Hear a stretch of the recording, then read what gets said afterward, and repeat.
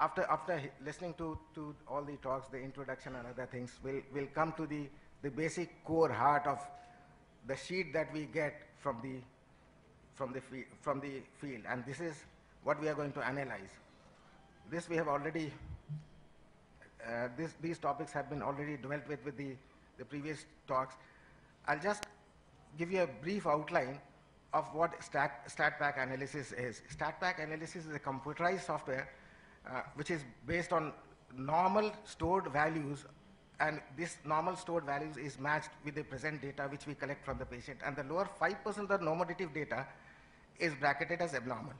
So what it does is basically helps to identify glaucomatous changes, and in a series of tests, it identifies whether the fields are progressing or not.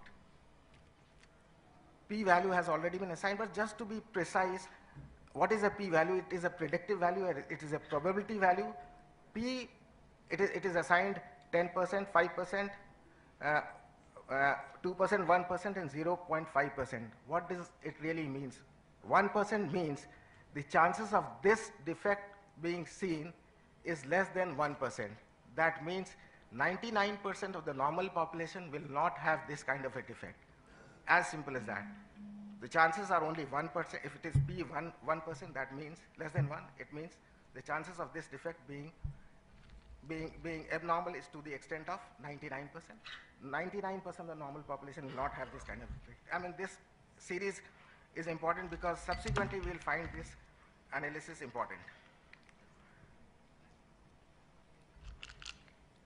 Whenever we are doing an autoperimetry test, it has two components: point pattern, which has already been discussed, and the strategy, how we elucidate the sensitivity of the point.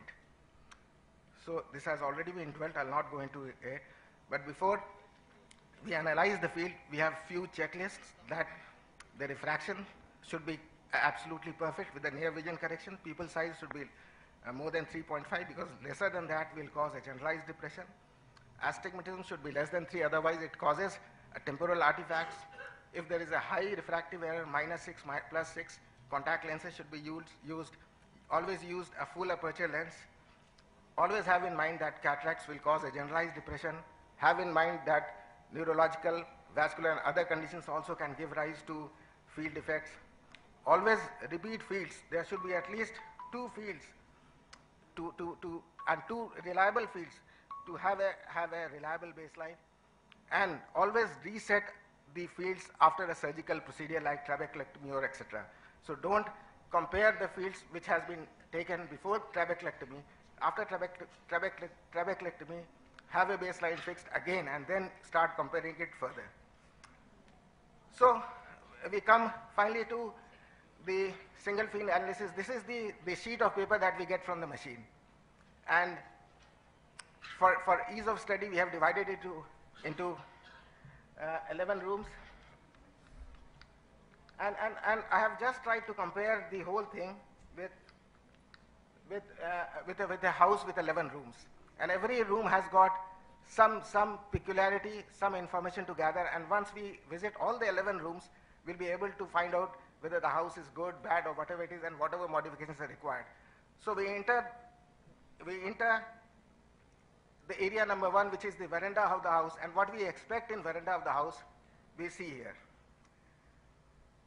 Area 1, which is the veranda, the up front, has the name, the age, the eye selected, the identification number, and the type of test selected. The most important fact here is given in yellow. The age should be absolutely accurately mentioned in the history sheet of the patient when you are entering into the computer, because this is the age which is going to be important, because the normative data of this particular age is going to be compared with the data collected for this patient.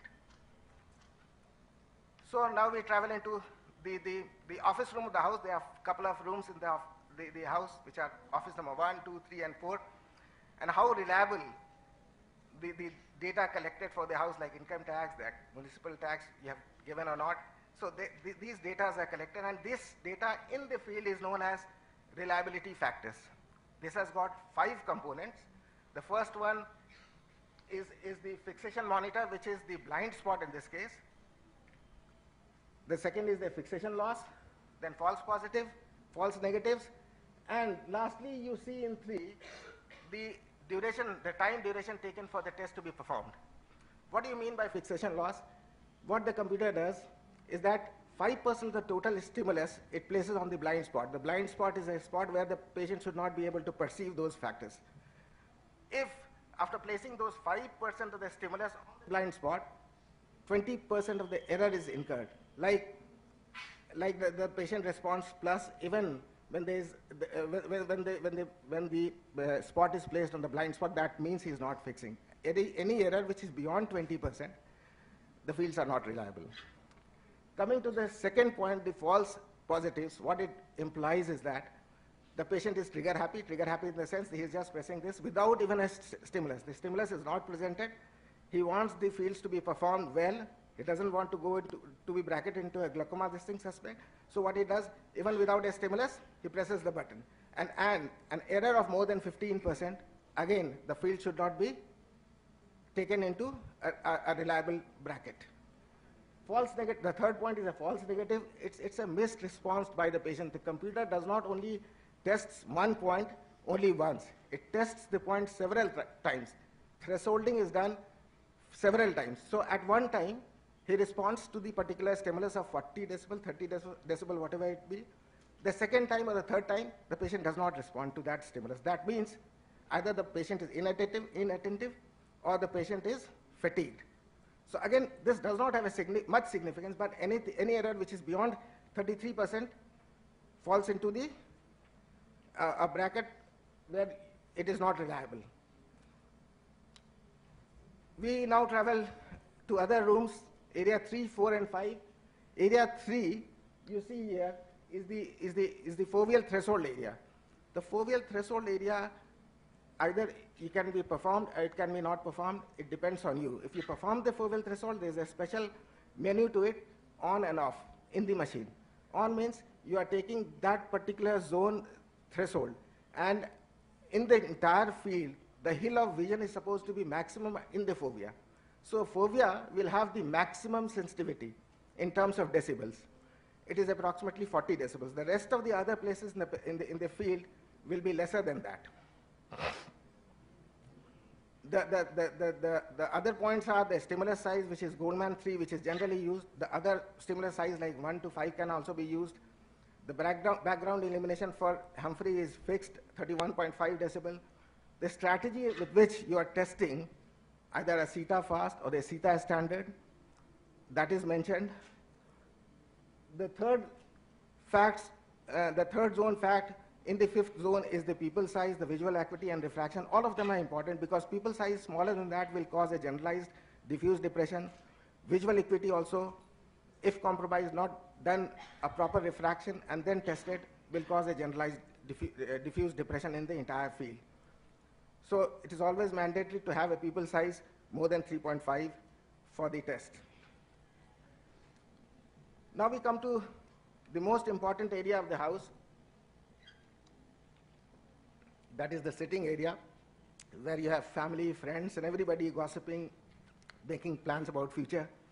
So like that, you have area 6, which is known as the area of raw data. This has two components, numerical components, as per the actual threshold value of the patient, along with a gray scale, what you see there. And this is the most important area because it has the actual threshold values with grayscale. These values form the backbone to further analysis. Grayscale gives you a gross impression of the hill of vision. And this grayscale is assigned into 10 groups, bracketed into 10 groups, 5 decibel each, 0, 5, 10, like that. The last between 40 and 10 is bracketed as 1. Between 40 and 50 is just one group. So all in all, you have got 10 groups. The higher the decibels, the whiter are the shades. The lesser the decibels, like 0 decibels, that means the sensitivity is less, the darker are the shade. So it gives you a generalized picture of the entire field of vision. Am I clear in that? But there is a fallacy in that. You all know that retinal sensitivity is maximum in the center. As you go towards the periphery, it decreases, it declines. It declines also with age, and more so in the periphery. You just take, for example, here, a sensitivity of 26, can you see in the red line, bracket line, the top? That is at around 30 degrees. I've got 10 minutes, I have 15 minutes, so just tell me after 5 minutes again, okay? So that sensitivity of 26 in the periphery, and the same sensitivity in the 10 degree and the blue line, you start with that there, here, they have the same sensitivity. But the sensitivity in the center, 26, it is less than -6 of the expected value. It is less than, we'll go further when we see the total division, we'll come to know, it is less than -6 of the expected value, whereas the periphery 26, it has a +1, that means it is more than the expected value. But if you compare the gray scale here, both the zones are given the same scale, gray scale. So there is a fallacy. It only gives you an idea of the entire field of vision in terms of sensitivity. It does not differentiate the amount of deficit that you are going to expect in a particular field.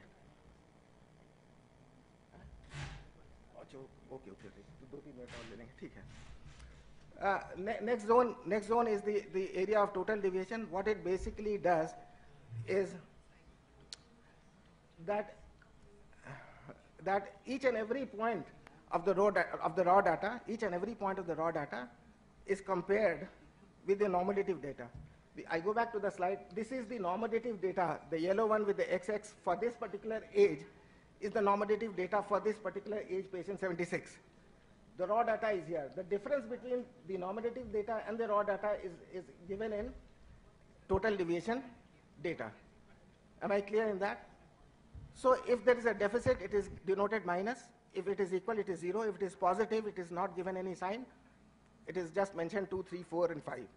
And the black spot here, they are the probability plot, total deviation probability plot. Each and every point, 54 points, test points, they are giving a probability sign to the fact that whether this, if you look at the lower one, the different shades are like 5%, 2%, 1%, and 0.5%. The deepest shade is 0.5%, which means that a deficit of whatever it be here, -13 or 14, given a darker shade means that this point, the chance of this defect being normal is less than 99.5%. So this defect will be seen in 0.1% of the population. So this is the significance of the probability plot. We now travel to the other area, that is the area of pattern deviation. And pattern deviation you get from the total deviation. Total deviation is a depression caused because of, for example, patient has cataract and glaucoma. It is a combined effect of cataract and glaucoma. Cataract will cause a diffuse depression, and glaucoma will cause a local depression. Combined depression is seen in the total deviation. What pattern deviation does, it eliminates the diffuse depression. By eliminating the diffuse depression, what it does, it makes the localized depression come to the fore so that the early glaucomatous changes, depression, you can find out there. So, and this is also given a probability sign. So this probability sign, again, the darkest spot means the chances of this being normal is to the extent of just 0.5%. Am I clear in that? Because this is very important to understand. And how you get that, this is a mathematical calculation done by StatPack analysis. Points of 24-2 in TDNP is considered. 3 points near the blind spot is ignored. Of the remaining 51 points, which is the 7th best point, 85 percentile, it is made 0. The other points are adjusted accordingly. I'll just give you an example here. This -6 here, round here, is the 7th best point in the total deviation. In pattern deviation, what it does, it adds +6, makes it 0. Likewise, this -5 just beside this becomes 1, -3 becomes +3. This is how it adjusts. So this is how you get the pattern deviation. And the significance of pattern deviation, as I already mentioned, if you have got a cataract and glaucoma, this is a combined depression effect because of cataract and glaucoma. When the cataract is eliminated, the diffuse depression is eliminated, the focal depression, which is the yellow, comes to the fore. So the earliest sign of glaucoma changes can be seen in the pattern deviation. Coming to another area, the area number 9, this is the glaucoma hemifield test. This is the most important area. 5 different sectors are identified and compared in the superior and the inferior half of the fields. It gives you five impression: outside normal range, borderline, low sensitive, high sensitive, and within normal limits. I'll just go into 2. Outside normal range means the difference between any one of the sector, what is seen in normal, what is seen in 99% of the normal population is beyond that. That means it is seen in the lower 1%, the difference. So 99% of the people will not have this difference. This is outside normal range. Borderlines means 97, it is beyond 97%. We have some chairs in the front also, you can come here. 97%. A lot of empty chairs are there in the front. 97% of the, it is beyond 97% of the normal population, so only 3% of the bracket is there. Likewise, low sensitive, high sensitive, and within normal limits. We come to the area number 10. Area number 10 is, it is the area of global indices. It has 3 factors: the mean deviation, the pattern standard deviation, and the VFI, visual field index. Mean deviation is nothing but an average of the total deviation numbers. So it gives you a single digit number of the hill of vision. You can say -3, -4, -5. So it's an average of the total deviation. So it gives you a single digit picture whether the hill of vision is declining, improving, or it is stable. And it is given a probability sign. Stat pack analysis, if it is -3, mean deviation -4, -5, whatever it be, for that particular age, is given a p-value 5, 2, 1, and 0.5%. We come to the pattern standard deviation. It is the expression of degree of dissimilar values in the total deviation plot. If the values are not dissimilar, if it is equal, the standard deviation will be low. If the difference is high, like in glaucoma, there is a focal depression, so there will be a dip, there will be a depression loss. The standard deviation will be large. So the standard deviation, pattern standard deviation, will increase if there is a localized defect. If there is a diffuse defect only, the standard pattern deviation will be less, will be smaller. But there is a fallacy to that. Whenever the glaucoma advances, there is a uniform loss. The PSD starts declining. VFI is expressed in 0 to 100%. 0% is blind, 100% is normal. It incorporates both the total and pattern deviation data. It gives more weightage to the pattern deviation and the central area. It provides an estimate to the field loss in the next 5 years.